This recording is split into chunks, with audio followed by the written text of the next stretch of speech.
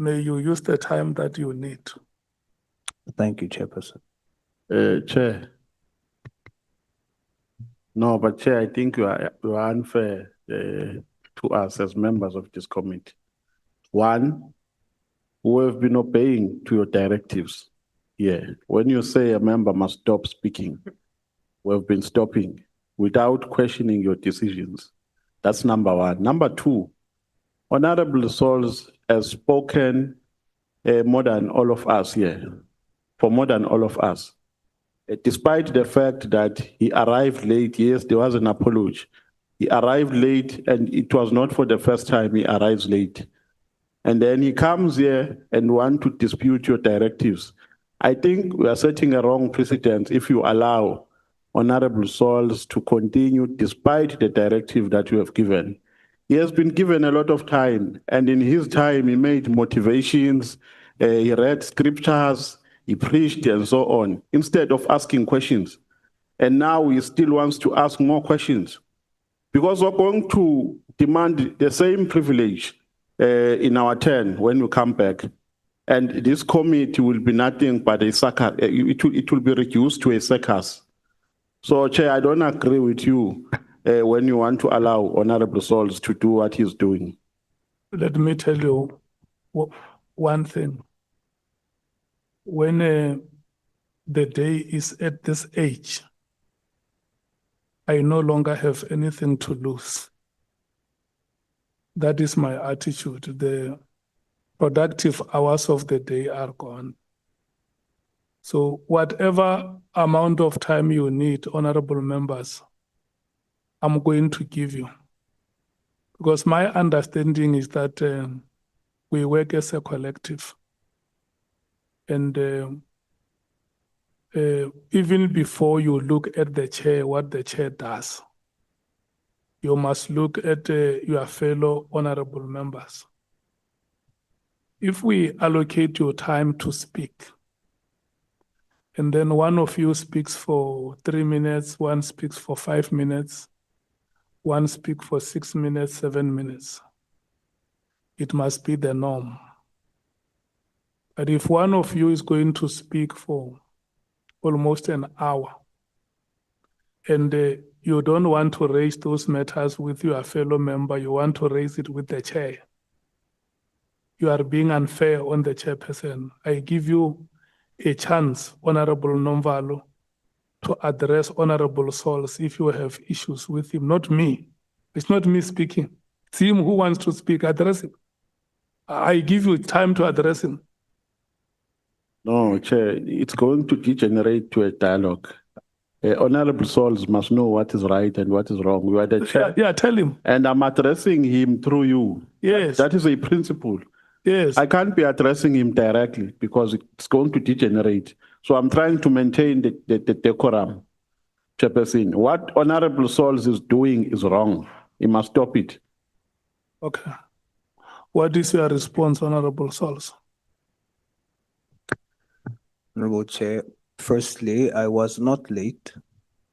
There was an interview with the ENCA outside. That's part of our responsibility here.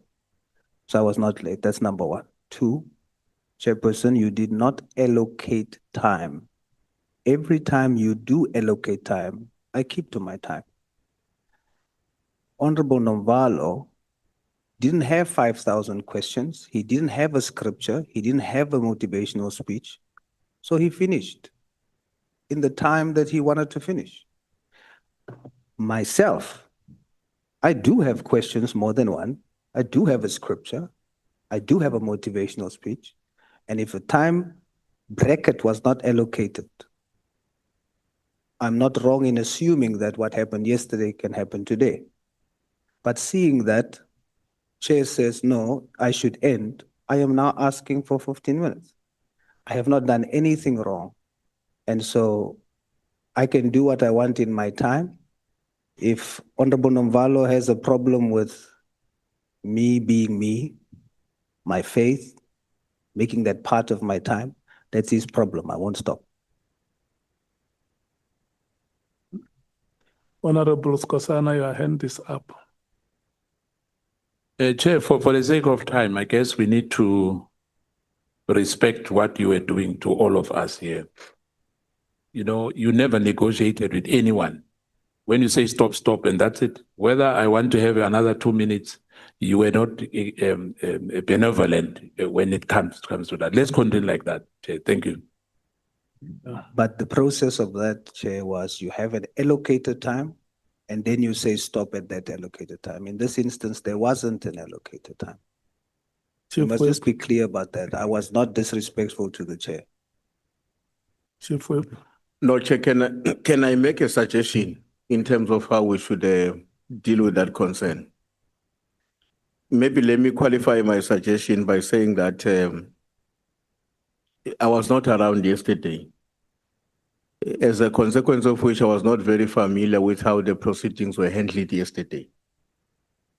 But I learned later on, and I hope my lessons are accurate, that members were given an opportunity to go as detailed as they could to interact with the people who appeared before us yesterday. Now, earlier on, Chair, when myself and Honorable Nomvalo were given an opportunity to speak, the two of us made a mistake.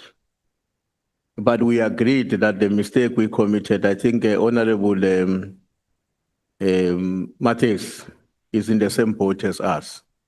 When we had an opportunity to ask questions, we only thought, for me, it was a mistake because I was not here yesterday, that we were dealing with one person at a time. And so we asked questions to Dr. Redpath, and we were not able to proceed to advocate Makebul. Now, this is what I propose, Chair. In the light of what is argued by Honorable Sauls, the precedent that was set yesterday, the mistakes that were committed earlier on today, I want to propose that for us to progress, can I request that each one of us that may still be wanting to have questions to either of the witnesses or the people appearing before us that we have not asked, at least maybe be given 5 minutes.